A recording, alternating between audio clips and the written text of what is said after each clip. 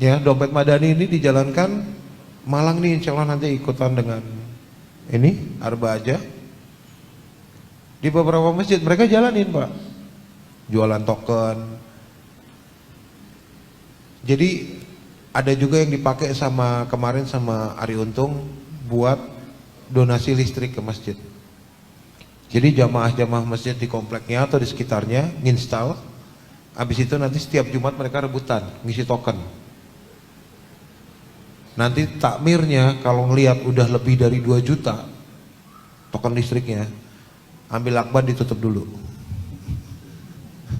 Ini orang kalau nggak tiap hari kesini tuh isi sendiri, kan ngisi sendiri, pencet dong nambah 100, 50, 100, 20, 50, 100, 2 juta, 3 juta.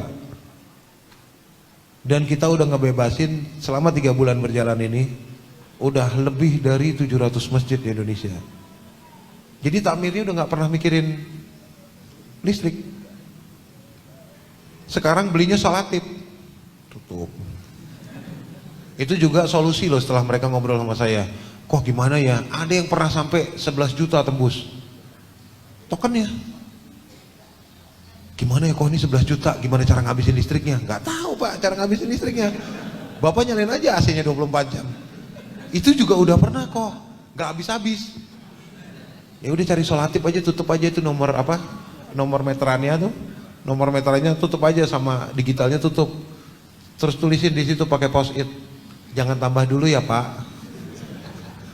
Itu kalau nggak orang situ mampir, wah iya bener ya. Jadi posternya si dompet madaninya ada, dia baca kan lagi nungguin sholat.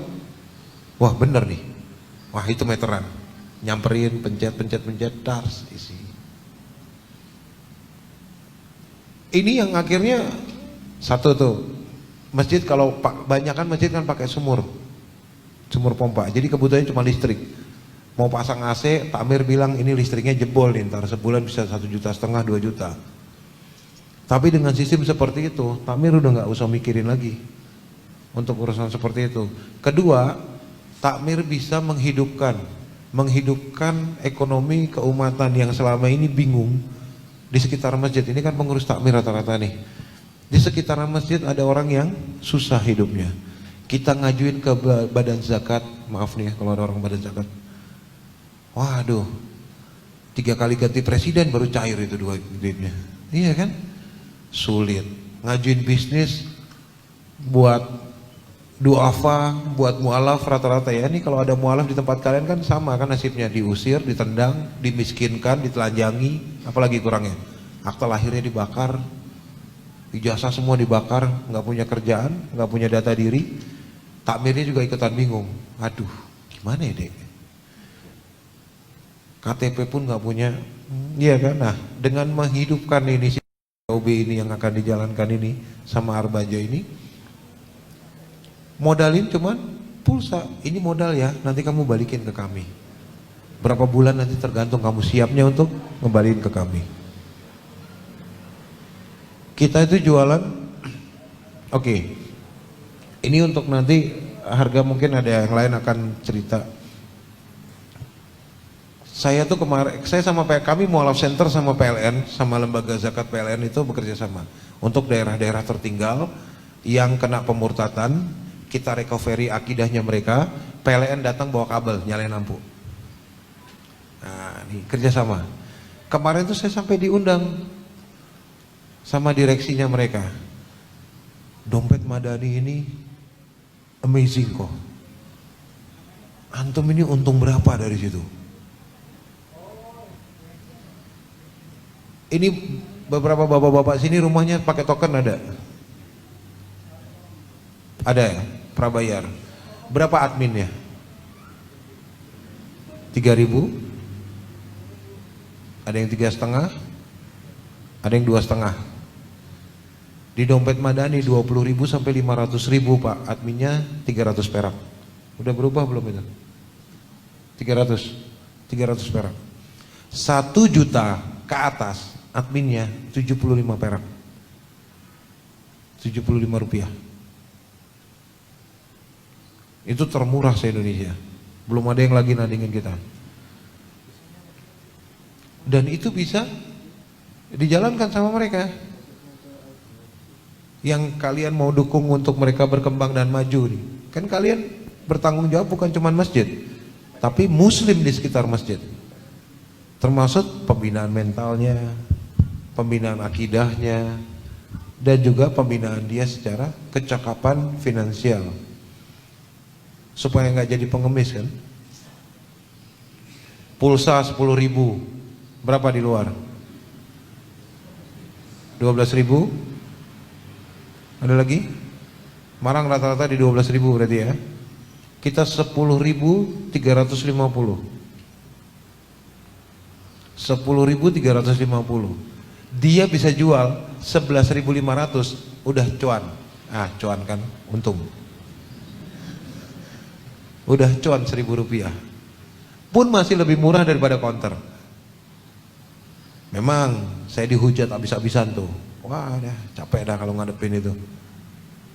Ini matiin bisnis orang. Sebenarnya kalau dia itu pintar, dia berhenti beli sama agen pulsanya dia pakai dompet Madani, dia kan bisa lebih cuan. Ngapain harus maki-maki saya? Iya kan, kenapa harus gas duluan? Afala ta'qilun, kenapa nggak berpikir? Iya kan, kurang pakai akal ini. Nah ini kurang lebih ini yang bisa saya sampaikan kalau memang bentuknya adalah untuk merajut ukhuwah di masjid dan menghidupkan, bagaimana menghidupkan masjid. Ya itu otomatis kok, itu otomatis. Dan itu mau modal itu kembali lagi ke masjid, kasih orang lain lagi, modal kembali ke masjid, kasih orang lain lagi, selalu seperti itu. Dan rata-rata sudah bisa survive setelah 1 bulan. Satu orang transaksi per bulannya udah sampai 30 juta, 35 juta. Dia ambil kurang lebih 10% keuntungannya sama dia. Udah punya duit 3 juta Pak, dari pengangguran loh, punya duit 3 juta. Ada yang udah sampai beli sepeda, dikejar sama dia. Saya di blok B7, nomor sekian, butuh token 50.000, sip, sepeda. Kejar, sehat juga dia. Ini lihat ini ya, bukan transaksinya jangan di dalam masjid. Saya selalu bilang, bukan dompet Madani mengarahkan orang untuk transaksi di dalam masjid, karena itu dilarang sama Rasulullah. Tapi masjid punya fasilitas yang akhirnya orang semua nanti kembali ke masjid, bergantung sama masjid.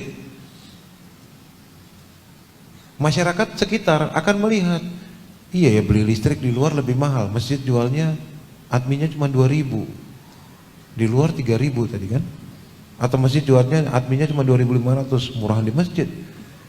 Kalau yang maaf ya, yang pekerjaannya yang hasilnya harian, penghasilannya harian, maaf ya, maaf nih, Gojek, supir driver Gojek, mereka itu 3 hari 4 hari sekali ngisi 20.000. Nanti udah 3 hari udah tit bunyi kan, ya kan? Bu, matiin bu yang kipas, sudah tidurnya panas-panas aja, besok dia narik lagi, ngisi lagi 20.000. Pak, itu jaraknya kalau kalian jual 2.000, mereka biasa beli kena admin 3.000, 1.000 rupiah. Sebulan ngisi 20 kali, jadi 20.000 sendiri Pak. Buat mereka 20.000 berarti. Ini yang kami kejar amal jariahnya. Makanya kami nggak terlalu ngejar keuntungan. Kita mah, nah terus dompet Madani hidup dari mana? Kita jualan parfum Pak. Kita nggak ngambil dari orang yang butuh. Lihat, orang yang ngejar 1.000-2.000 perbedaan, itu orang yang ngejar butuh. Mereka yang hidup di menengah ke bawah. Mereka yang masih berpikir untuk makan hari ini dengan apa. Saya nggak ambil untung dari mereka. Saya nggak ambil untung dari mereka. Saya jualan parfum. Ada yang satu tolah itu 250.000, ada yang satu botol 300.000. Yang jelas orang beli parfum 300.000, ya makan udah nggak pakai tempe lah. Ya kalau tempe pun dimendoanin lah. Nah itu kurang lebih kayak gitu. Ini sama Pak, ya kita harus punya satu visi yang sama. Kita harus punya satu visi yang sama. Gimana caranya menyalurkan yang dari yang kaya kita ambil buat kita makan, dan kita membantu yang kurang mampu ini, itulah bisnis langit. Jangan dibalik, meres sama yang kurang mampu, ya kan, sama yang kaya kita ngejilat. Dan ini juga akhirnya Noven Madani kemarin dilirik sama investor besar. Investor itu kadang-kadang ngelirik perusahaan yang seperti ini cuman buat dibeli, diakuisisi bukan, tapi di bail out, dibeli semuanya. Habis itu ditutup sama dia. Karena ganggu bisnis besarnya mereka. Kalau tawaran, ini ada direkturnya nih, Noven Madani, nanti ada bicara di sini. Terakhir berapa sih, 8M ya? 8 miliar. Saya bilang wow, amazing. Ngapain gua jual 8 miliar? Karena sama mereka hanya untuk ditutup Pak, dibeli untuk ditutup doang. Bayangin jahatnya mereka tuh. Karena ganggu bisnis utama mereka. Bayangin Pak, 3.000 rupiah yang mereka ambil adminnya. Ya, mereka ambil adminnya. Setiap bank, semua bank, baik syariah maupun tidak syariah, mereka ngambil untung 3.000. Untuk 1 bulan transaksi, dia ngejar itu sampai 100.000 transaksi. Dia kejar cuma 300 juta yang tidak ngapa-ngapain. Dan akhirnya dananya diputar secara goror dan ada ribanya masuk ke dompet nasabah, baik yang syariah maupun yang tidak syariah.